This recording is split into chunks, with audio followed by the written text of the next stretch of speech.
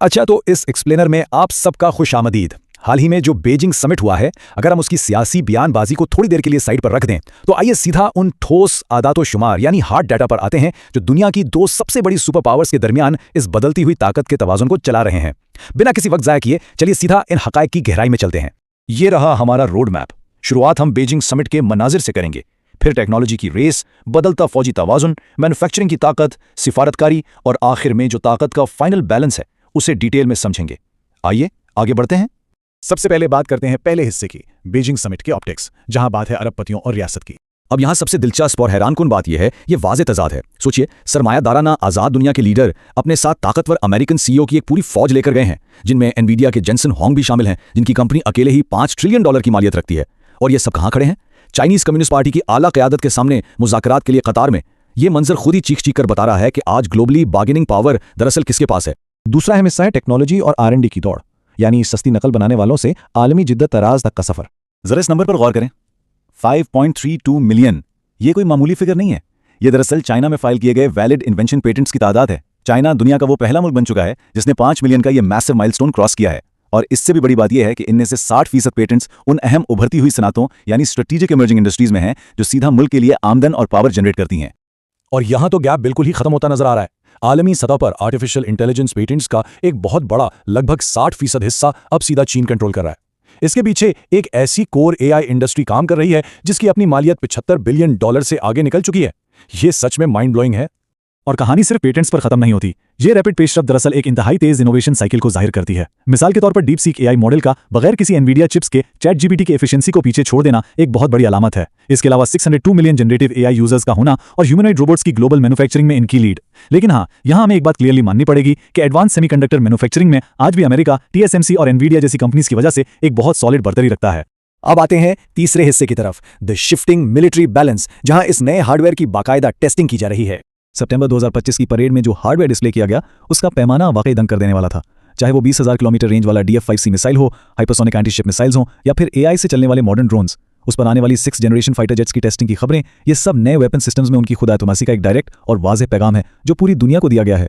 अब इन दोनों ताकतों का एक हकीकी मवाजना करते हैं।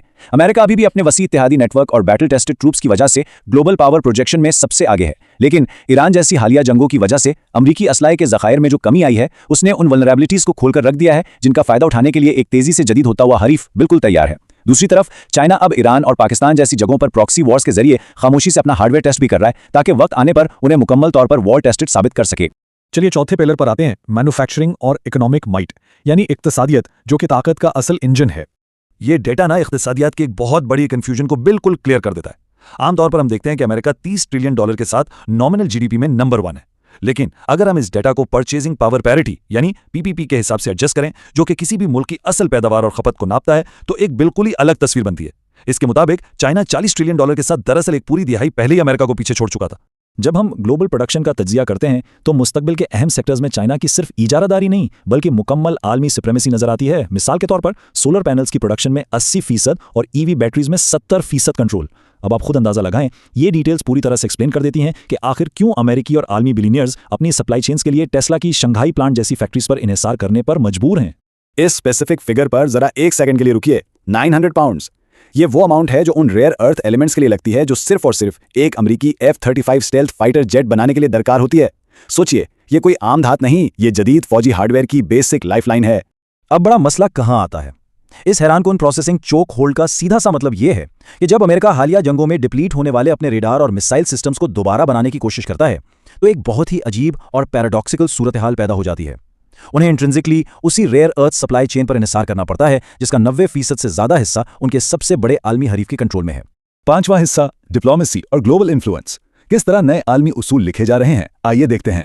अब हमें मगरबी तारिफ्स या पाबंदियों के सामने झुकने के बजाय एक क्लियर स्ट्रैटेजिक डिफायंस यानी वाज़ेह एहतजाज नजर आता है। चाहे वो ईरानियन ऑयल पर अमरीकी पाबंदियों को बाईपास करने के लिए अपने डोमेस्टिक ब्लॉकिंग रूल्स का इस्तेमाल हो, या नेशनल सिक्योरिटी का हवाला देकर मेटा को एक AI फर्म खरीदने से ही रोक देना। सिफारती ताकत को मगरबी इकोनॉमिक डिक्टेट्स को डायरेक्ट चैलेंज करने के लिए बिल्कुल एक्टिवली यूज किया जा रहा है। और पिछले कुछ अरसे में ग्लोबल साउथ के 150 ममालिक तक बेल्ट एंड रोड इनिशिएटिव का फैलाव इस इन्फ्लुएंस को मजीद पुख्ता कर रहा है। इत्तेहादियों को मैनेज करने में दोनों ताकतों के दरमियान जमीन आसमान का फर्क दिख रहा है। मगरबी कैंप में जो दरारें और अवामी इख्तलाफात आ रहे हैं, उनकी वजह से बहुत से आलमी लीडर्स अमेरिकी पॉलिसी से एलियनेट हो रहे हैं, और ये फ्रिक्शन उन्हें सीधा बीजिंग की निगोशिएटिंग टेबल्स की तरफ धकेल रही है, जहां इन नए पार्टनर्स को खुले दिलों से वेलकम किया जा रहा है। आखिरी और छठा हिस्सा, the final balance of power. आइए देखते हैं कि अब निगोशिएशन टेबल पर डिमांड्स क्या हैं। इस आमने सामने के मवाजने को जरूर देखें। इन मुतालिबात का वजन और उनमें मौजूद जमीन आसमान का फर्क बिल्कुल क्लियर कर देता है कि आलमी सियासत में इस वक्त सबसे मजबूत बार्गेनिंग चिप्स दरअसल किसके पास हैं। एक तरफ अमेरिका की डिमांड्स हैं कि सोयाबीन्स और बोइंग एयरप्लेन्स खरीदे जाएं, और दूसरी तरफ चाइना की डिमांड्स चेक करें, ताइवान की आज़ादी की ऑफिशियल मुखालिफत और सेमीकंडक्टर एक्सपोर्ट कंट्रोल्स हटाने जैसे बड़े गेम चेंजिंग जियोपॉलिटिकल मुतालबात। ये काफ़ी कुछ वाजे कर देता है। लेकिन तैरिए, इन सब डेटा पॉइंट्स के बावजूद यहाँ ये मानना इंतहाई अहम है कि ताकत की ये मुंतकिली अभी बिल्कुल एब्सोल्यूट या मुकम्मल नहीं हुई। अमेरिका का आलमी मालियाती निज़ाम पर और डॉलर की बादशाहत पर आज भी पुख्ता कंट्रोल है। इसके अलावा एडवांस सेमीकंडक्टर डिजाइन में वो अभी भी अनबीटेबल हैं। और सबसे बड़ी बात, पर कैपिटा इनकम में $94,000 के मुकाबले $5,000 का बड़ा फर्क। ये इस बात का सबूत है कि एक आम अमरीकी शहरी का म्यार जिंदगी आज भी ग्लोबली बहुत ज्यादा बुलंद है।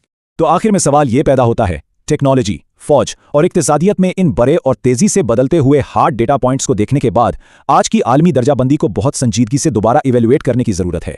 एक ऐसा मुल्क जो पिछले सिर्फ 40 सालों में एक डेवलपिंग नेशन से उठकर पूरी दुनिया की मैन्युफैक्चरिंग, AI पेटेंट्स और क्रिटिकल मिनरल्स को हेविली डोमिनेट कर रहा है, क्या इस सब के बाद वाकई अमेरिका अपना आलमी ताज खो चुका है?